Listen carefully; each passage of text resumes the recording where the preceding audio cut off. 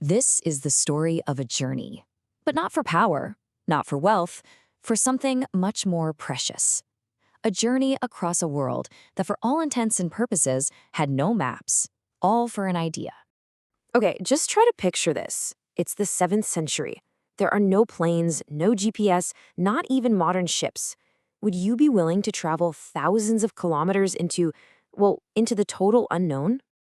And look, it wasn't just the distance. We're talking about facing monster storms, a very real, very terrifying threat from pirates, and just the sheer challenge of finding your way through lands you knew absolutely nothing about. So what on earth would make someone sign up for all that? The reason is actually pretty simple, but also really profound. It was all for the sake of knowledge. This is a story about a quest for pure, unadulterated understanding. All right, so who was this incredibly determined person? Let's dive in and meet him. His name was Yijing.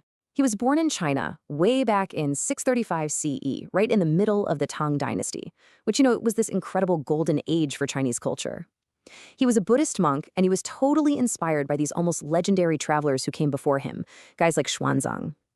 Yijing's goal, when you boil it down, was pretty straightforward. He wanted to get to India, the birthplace of his faith, and just learn everything he could, right from the source. But just getting to India, that was a massive challenge. And Yijing's journey, well, it had to be super strategic, and it was also incredibly dangerous. I mean, just look at this timeline. It really shows his unbelievable commitment. He leaves home in 671 and doesn't come back for almost 25 years. That's a huge chunk of your life. And the real kicker? Look at the heart of that journey. A full decade, from about 673 to 683, spent studying at just one place, the legendary University of Nalanda. Now, here's where things get really interesting. It's about the route he took. See, a lot of the travelers before him took the super treacherous land route, the Silk Road through Central Asia. Yijing, he decided to do something different. He went by sea, sailing south toward what we now call Southeast Asia. His first big stop was this kingdom called Srivijaya, which is in modern-day Indonesia. And this place wasn't just some pit stop to get fresh water. Srivijaya was actually a major center of Buddhist learning all on its own. So Yijing stayed there for a while, studying and getting himself ready for the next leg.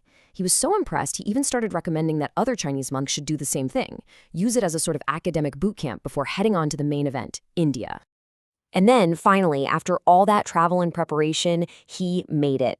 He arrived at his real destination, Nalanda University, which was, without a doubt, one of the greatest centers of learning in the entire ancient world. And get this, he didn't just pop in for a visit. He stayed for 10 years, a full decade. Just think about that. A decade dedicated to nothing but studying and observing. And it's that incredible amount of time he spent there that makes his record so unbelievably valuable to us today. So, what was it actually like to be there? Well, Yijing paints this amazing picture for us. Nalanda was basically a bustling university town, home to thousands of monks and students. And it was exclusive. To even get in, you had to pass these really difficult oral exams. The curriculum was huge, covering everything from logic and grammar to medicine and deep philosophy. And it was all taught in Sanskrit, which was the language of higher learning back then. It was a place of intense, fierce intellectual debate, but also one with really strict discipline. And this is what makes his work so special and so different. You see, the famous traveler Xuanzang, who came before him, he focused a lot on kings and politics and the geography of kingdoms. But Yijing, he turned his attention inward, to the people themselves. He was completely fascinated by the everyday life of the monks, their daily routines, the clothes they wore, the food they ate, and, most importantly, how they studied. What he gives us is this incredible, ground-level view of daily life that pretty much no one else recorded. So, okay, after a decade of deep, immersive study, what did Yijing actually bring back to China? It wasn't gold, it wasn't spices, it was something way more valuable and way more lasting: his incredibly detailed written records. He wrote 2 major works that have become absolute treasures for historians. They really give us this unprecedented peek inside his world. His first book was basically a deep dive into how Buddhism was actually practiced on the ground. He wrote down everything: religious rituals, the super detailed monastic rules known as the Vinaya, you name it.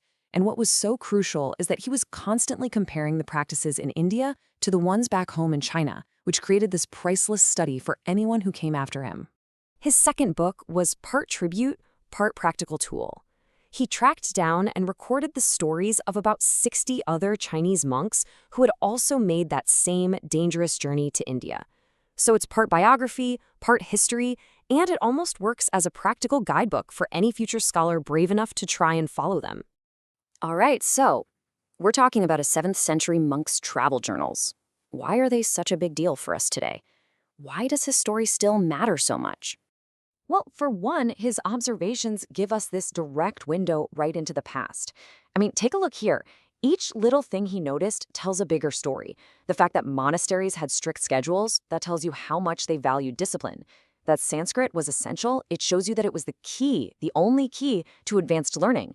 So the big takeaway is this: his records weren't just random facts about daily life, they're like a roadmap to the core values of an entire civilization.